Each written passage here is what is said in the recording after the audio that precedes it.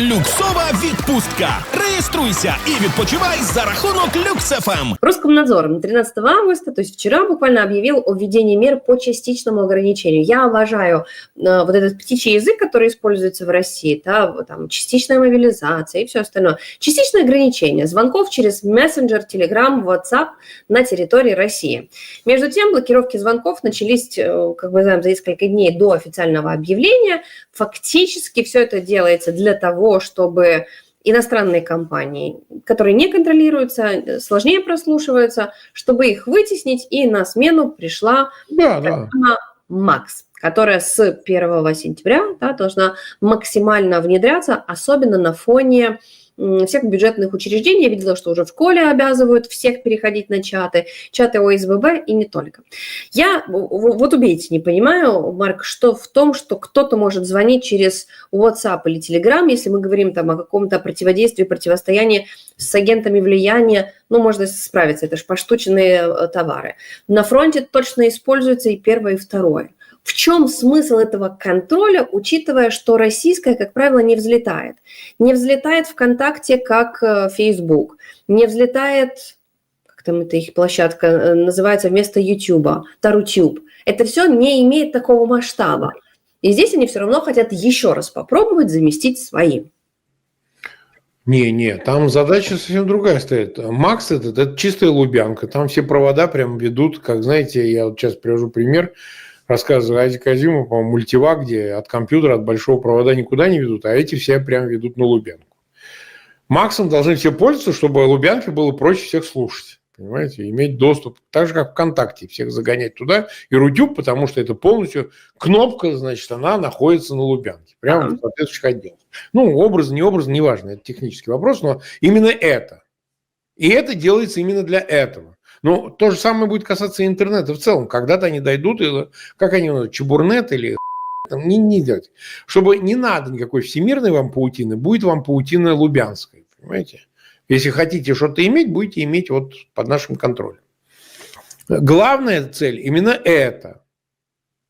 И мессенджеры иностранные, которые невозможно слушать, ну не все там, да, усилия надо применять, какие-то трояны засовывать, как-то там, значит, через другие какие-то способы. Это все очень сложно. Можно, но сложно.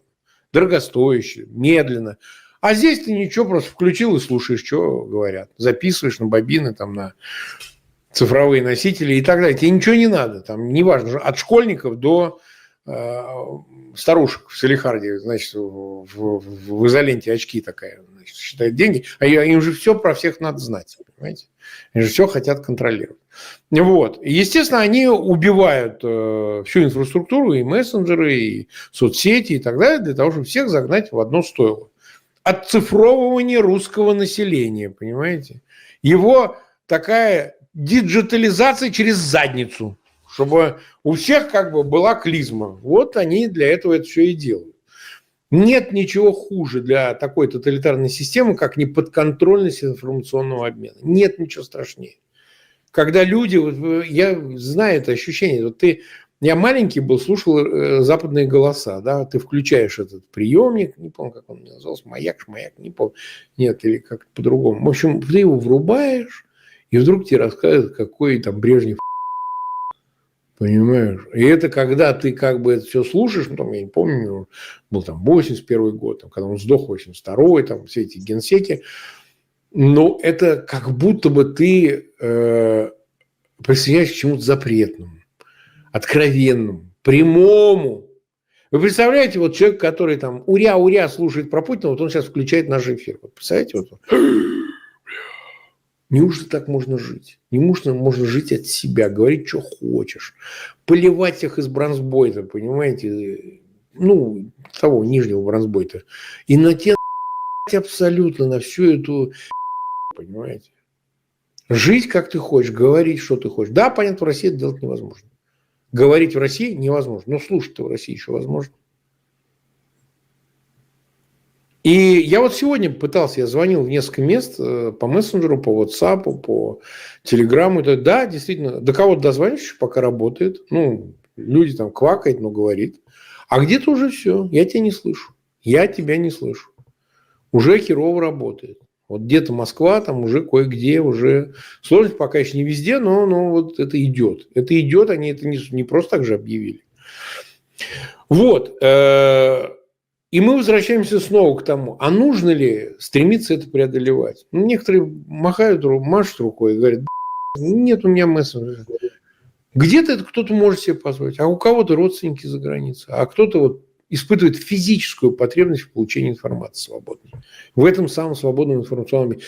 То есть люди реально физически болеют, если они не слушают там в Ютубе свободное мнение там, людей, подобных нам. Физически заболевают. Физически, потому что то, что они видят на улице, то есть они хотят убивать, просто с топором, бензопилой пройти и Z-население уничтожать. Вы понимаете? Мы их сдерживаем. Не надо так делать. Для них это отдушина, это способ ощущения себя человеком. Ну, как бы вот так получается. Человек, который тотально ограничен... Вот многие говорят, без этого можно прожить. Правда? Психическое и физическое здоровье часто очень зависит от возможности присоединяться к чему-то, что не подконтрольно государству, именно такому государству. Людям это надо.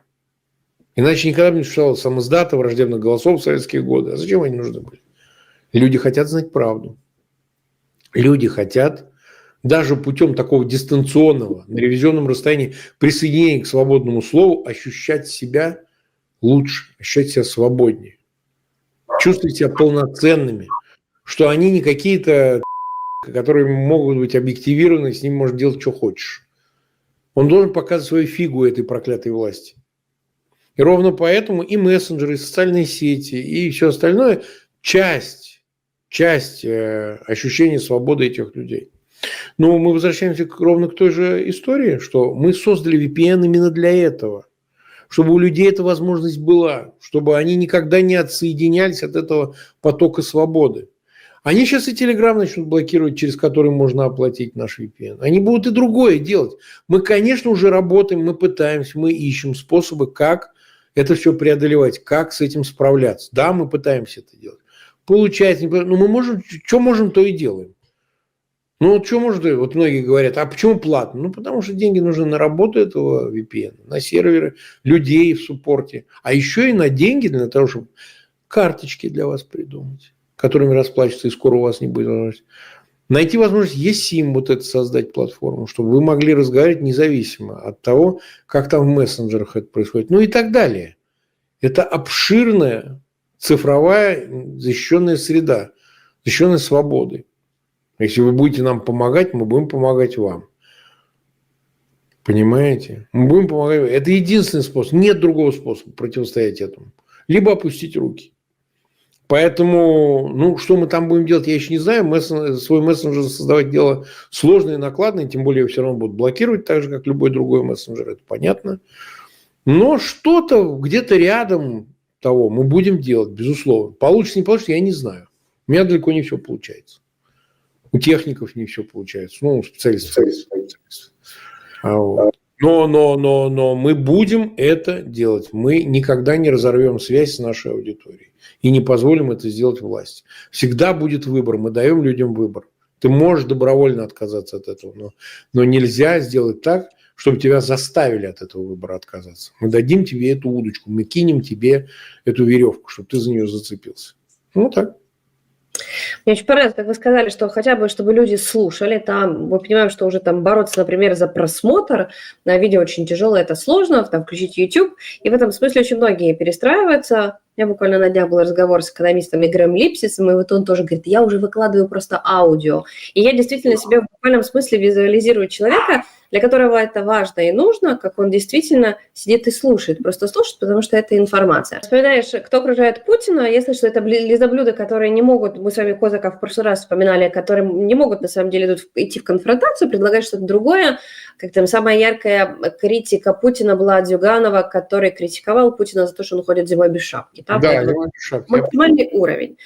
И, к сожалению, но это Россия. От России ты это ожидаешь, но не ожидаешь этого, Марк, от Америки и от окружения Дональда Трампа. Увы. Мы видим совершенно другое. И на этой неделе стало известно о том, что Белый дом официально выдвигает Дональда Трампа на Нобелевскую премию мира. Я понимаю, что ее за время существования множество раз выдавали несправедливо. Ну вот, в частности, можно вспомнить там Киссинджера и не только. Вот прям... Ну, там Арафату давали, так сказать, там кому только не давали. Бараку Обаме, которому ни за что дали. Конечно, Это очень...